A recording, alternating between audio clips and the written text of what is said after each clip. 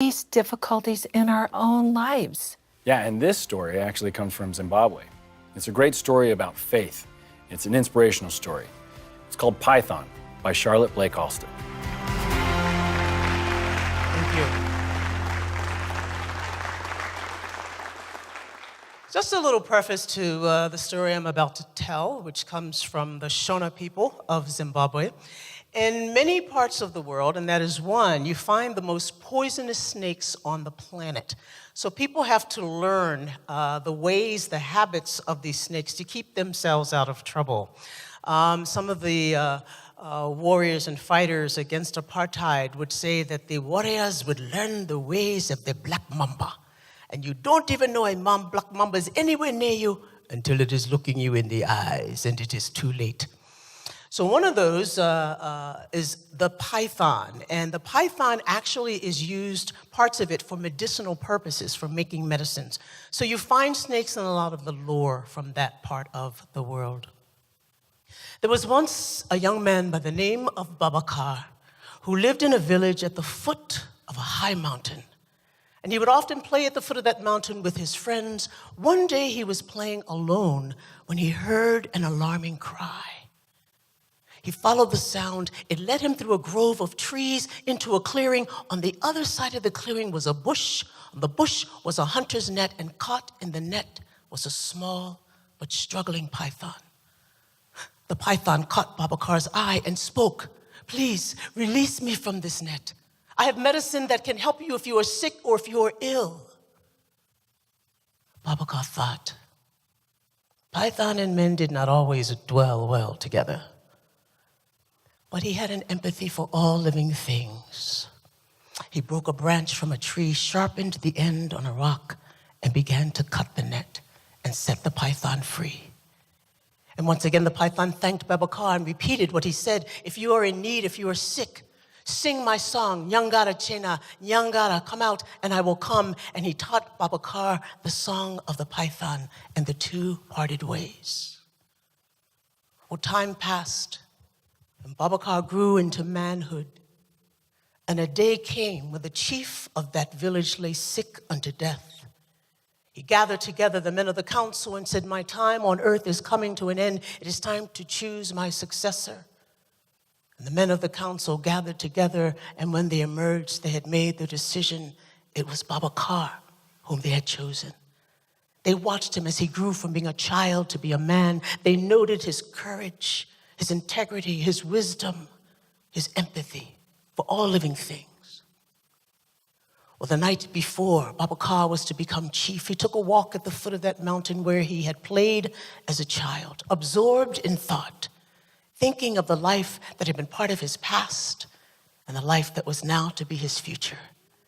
And he was so absorbed in thought, he wasn't watching where he was stepping, and he twisted his foot on a rock and lay writhing in pain when he remembered the promise of the python of his youth, and he began to sing the python song. Nyangara chena, nyangara chena, nyangara chena.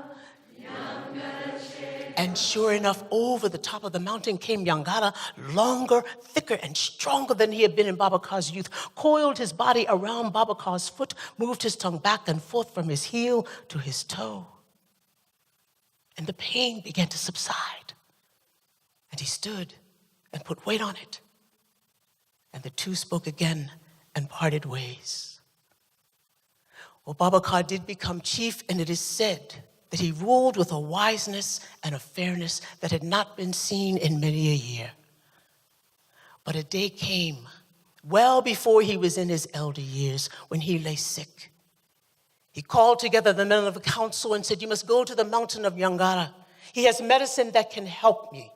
Help me. Take with you a calabash of water that he might drink from it on this hot day." And he taught the men the song of the python, and the men began to assemble one behind the other, with the first one carrying the calabash of water. They began to walk towards the mountain of Nyangara, climbed the mountain, stood before his cave, and began to sing his song. Nyangara chena, nyangara chena, nyangara chena. Nyangara began to uncoil himself once, twice, 3 times began to climb up the back of the last man, over his head and down his face, up the back of the one in front, over his head and down his face. He began to stretch himself out on the shoulders of the men. They began to feel the weight of Nyangara. Their fear overtook them. They dropped the calabash and ran back down the mountain. Well, the women, upon seeing this, said, "We will go to the mountain of Nyangara. We will bring Nyangara down to save our dying chief."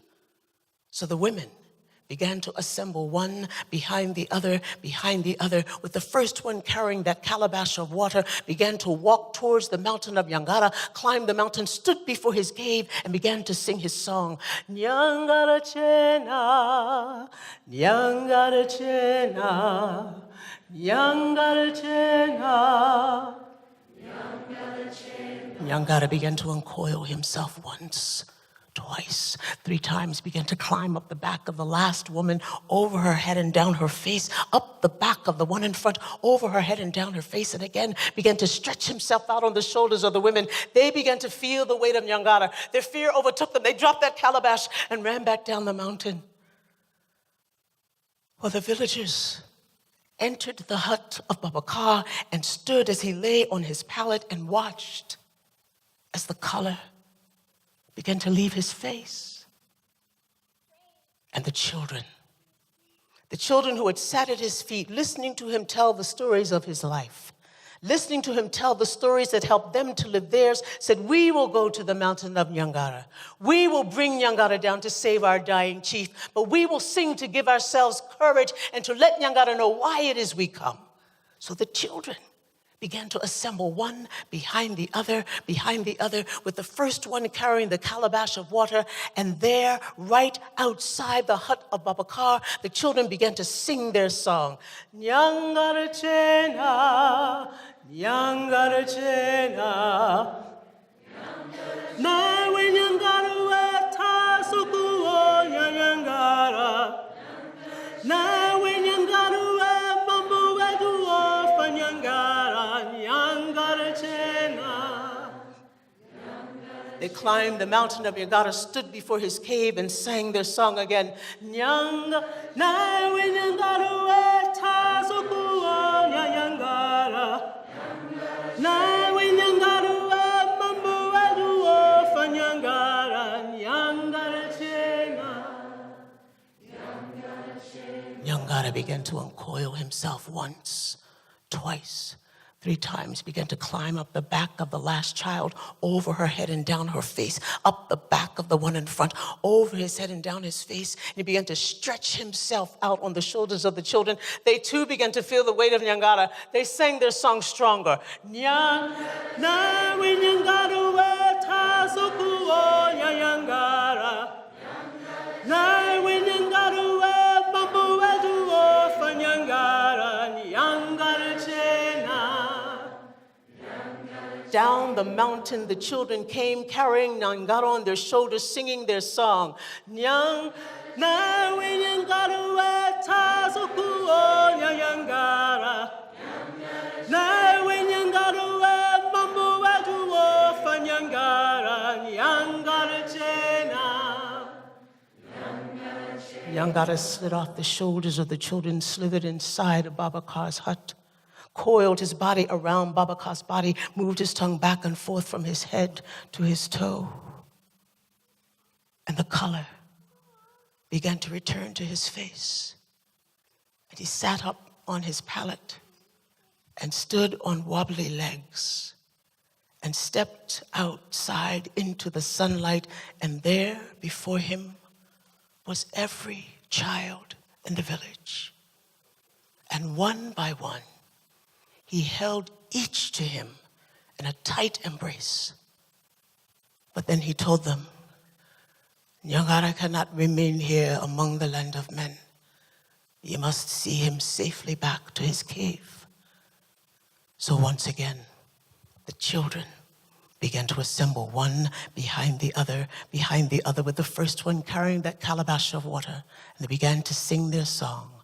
Nyang, na we Nyangara we tazukuo Nyangara, na we Nyangara we mambu wedu ofa Nyangara, Nyangara chena. Young goddess slid off the shoulders of the children, slid back inside of his cave, coiled his body back up. And when the children saw that he was safely inside, they dropped that calabash and ran all the way back down that mountain.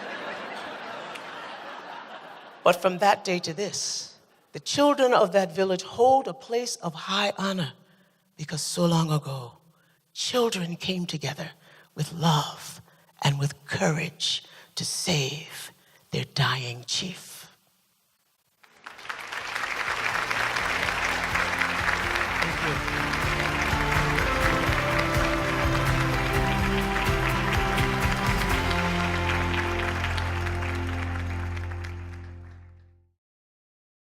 Wow, so interesting.